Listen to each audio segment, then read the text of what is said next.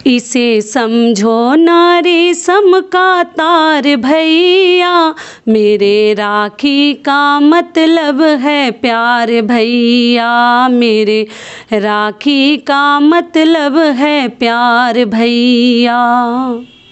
नमस्कार दोस्तों, मैं हूं ममता तिवारी और आप सभी का स्वागत करती हूं मेरे चैनल ममताजोय में।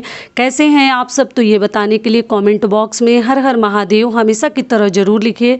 तो चलिए दोस्तों, आज हम इस वीडियो में जानेंगे रक्षाबंधन से संबंधित कई ऐसे महत्वपूर्ण बातें जो उस दिन हमें ये 8 गलतियाँ भूल कर भी, जितनी बहनें हैं या भाई हैं, ध्यान रखेंगे ये 8 गलतियाँ आपसे ना हो। बिल्कुल ध्यान रखकर रक्षाबंधन का त्यौहार आप लोग मनाइएगा। वो कौन कौन से 8 गलतियां हैं, इसी के ऊपर आज का हमारा वीडियो है। तो आप बने रहिए मेरे साथ मेरे चैनल पर। अगर आपको मेरा वीडियो पसंद आता है तो प्लीज़ आप मेरे चैनल को सब्सक्राइब कर दीजिएगा, बेल आइकन को प्रेस कर दीजिएगा, जिससे मेरे वीडियो के नए नोटिफिकेशन आप सभी के पास सबसे पहले पहुँचे।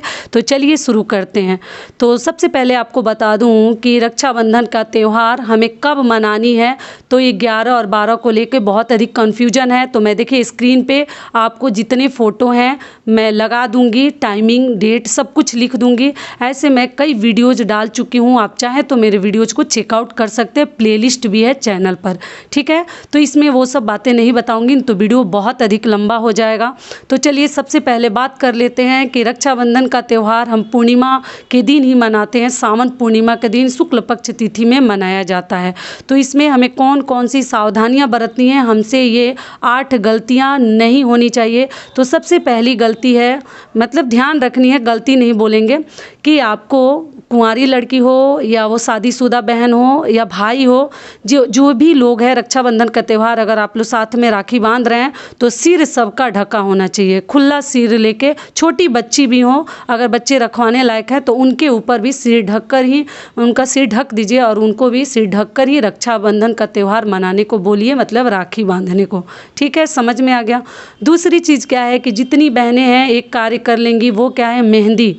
रक्षाबंधन का त्यौहार ना कभी भी खाली हाथ लेकर, सूना हाथ लेकर, और शादीशुदा बहनों को तो पक्का लगानी चाहिए। छोटे बच्चों का तो चलो कहीं टीका वगैरह कर दीजिएगा हाथ पर, लेकिन रक्षाबंधन के त्यौहार में मेहंदी लगाकर ही राखी का त्यौहार मनाया जाता है। अगर आपके पास समय है तो ज़रूर लगा लीजिए, अगर इस समय नहीं लगा पा रही हैं तो आप रात को भी लगा ले, लेकिन नियम भी कर लीजिएगा, 4-5 उस पर टीका भी बना लीजिएगा तो आपका नियम हो जाएगा, शुभ हो जाएगा, लेकिन मेहंदी पक्का लगा लीजिएगा। तो ये हो गया हमारा दूसरा नियम।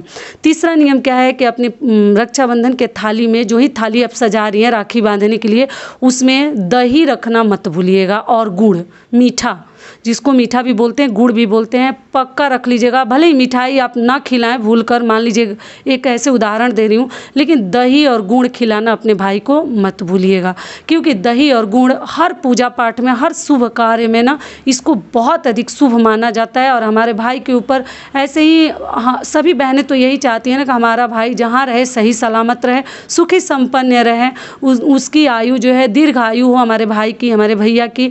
तो इसलिए आप लोग दही और गुड़ अपने भाई को खिलाना बिल्कुल मत भूलिएगा। तो ये हो गया हमारा तीसरा नियम। चौथा नियम क्या है कि कभी भी किसी बहन का आप लोग अपमान मत कीजिएगा।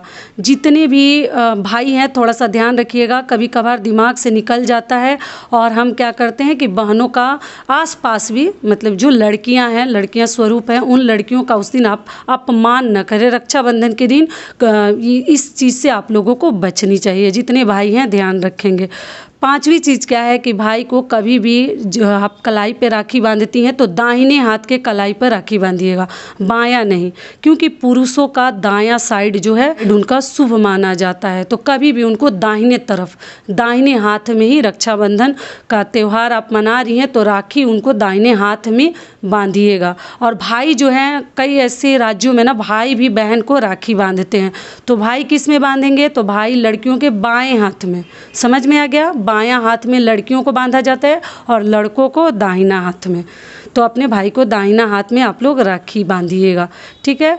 तो ये हो गया हमारा पांचवा नियम। छठा नियम क्या है कि देखिए, जिन लड़कियों के भाई नहीं हैं उनके लिए बता दूं तो मान लीजिए आपके आसपास अगर कोई भाई स्वरूप है, पड़ोसी हो या आपके फूआ का लड़का हो, मामा का लड़का हो, चाची का लड़का हो या जो भी हो, तो अगर मिल जाए तब तो आप बांध सकती हैं। अगर भाई नहीं है तो उसके लिए भी बता दूं, आप अपने पिताजी को, अपने पापा को भी लड़कियां राखी बांध सकती है। ये भी बहुत अधिक शुभ माना जाता है, तो आप ज़रूर अपने पापा को राखी बांध दीजिएगा। तो ये हो गया हमारा छठा नियम। सातवां नियम क्या है कि कभी किसी बहन को खाली मत जाने दें, सेम टाइम देना है।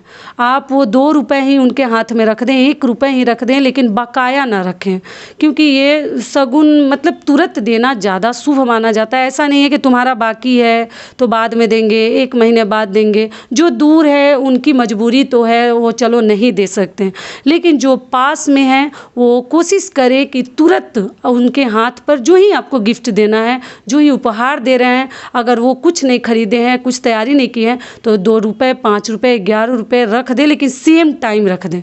मेरे कहने का मतलब है कि सेम टाइम रख दें, कभी किसी को खाली ना लौटाए। ऐसा ना कि राखी बंधवा ली और फिर हम बाद में देंगे, बिना हाथ में शगुन लिए राखी ना बंधवाएं।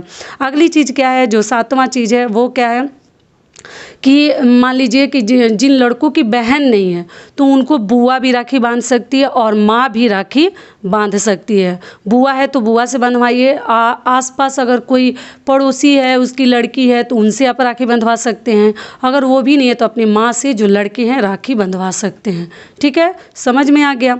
अगली चीज़ क्या है कि शादीशुदा बहन है तो उसको सुहाग की चीज़ें ज़रूर दें। अगर वो भाई मतलब भाई भी अगर शादीशुदा हैं तो उनकी जो वाइफ है वो सब कुछ समझ रही हैं, तो ननद को ज़रूर सुहाग की चीज़ें देकर ही अपने घर से विदा करें। और साथ में हो सके तो एक बिछुआ भी आप दे सकती हैं, जो कि मैं बता चुकी हूँ।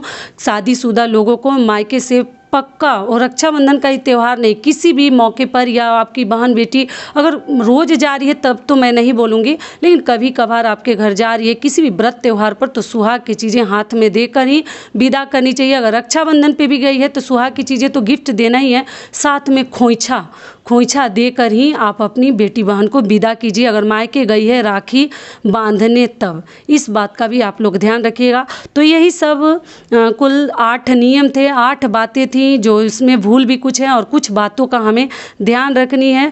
तो आशा करती हूँ, उम्मीद करती हूँ कि इस वीडियो से आप लोगों को लाभ मिलेगा। और साथ में आपके यहाँ नारियल का अगर नियम है, नारियल भाई को देकर ही राखी बांधते हैं, तो आप लोग ज़रूर नारियल देकर ही राखी बांधिएगा। तो यहीं तक का था आज का हमारा वीडियो। फिर मिलती हूँ एक नए वीडियो में, तब तक के लिए नमस्कार। स्वस्थ रहिए, सुरक्षित रहिए और जहाँ कहीं भी रहिए खूब खुश रहिए।